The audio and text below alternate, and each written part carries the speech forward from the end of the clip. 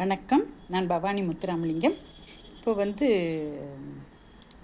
முகப்பருவுக்கு நிறையா சொல்லியிருப்பாங்க. யூடியூப்பில் அது இதுன்னு சொல்லியிருப்பாங்க.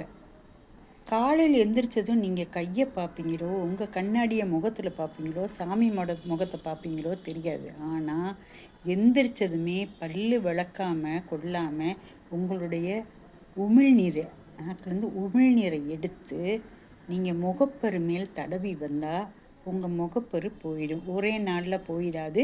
தினம் செய்யணும். 1 மாதத்துக்காவது நீங்கள் கட்டாயம் செஞ்சே ஆகணும். ஒரு சிலர் சொல்லுவாங்க, என் முகம் நிறைய பரு இருக்கே, அப்போ எச்சியை துப்பி மேலே தடவுவா அப்படின்னு கேட்டாங்க. அப்போ நான் சொன்னேன், அப்படி வேண்டாம்ப்பா, நீ ஒரு பகுதியை மட்டும் குறிப்பிட்ட ஒரு பகுதியை மட்டும் நீ உன்னுடைய உமிழ்நீரை எடுத்து எடுத்து பூசிக்கிட்டே வா. எந்திரிச்சதும் பூசணும். பூசிட்டே வா. அப்புறம் அது சரியாக போன பின்னாடி அடுத்ததுக்கு செய். நிச்சயம் உனக்கு சரியாக வந்துடும் அப்படின்னு நான் சொல்லியிருக்கேன். இன்னொன்று ஒரு பொண்ணு அப்படி தான், நல்ல அழகான பொண்ணு. ஒரு நாள் திடீர்னு பார்த்தா முகப்பருவோடு வந்து நிற்கிறாள். அப்போ நான் சொன்னேன், என்னப்பா ஏதாவது பண்ணுறியா அப்படின்னு. இல்லை ஆண்டி அப்படின்னுச்சு.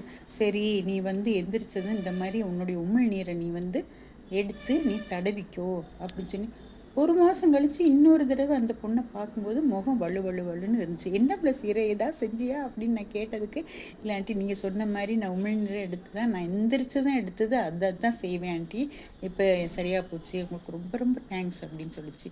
அதே மாதிரி முகப்பரு இருக்கிறவங்க தயவு செய்து நான் சொன்னது செஞ்சிங்கன்னா எல்லாமே சரி. என் பொண்ணு இது வரைக்கும் அப்படி தான் செஞ்சு, ஒரு பரு இருந்தால் கூட அதை பண்ணிடும், சரியாக போயிடும். நன்றி, வணக்கம். அடுத்த வீடியோவில் பார்க்கலாம்.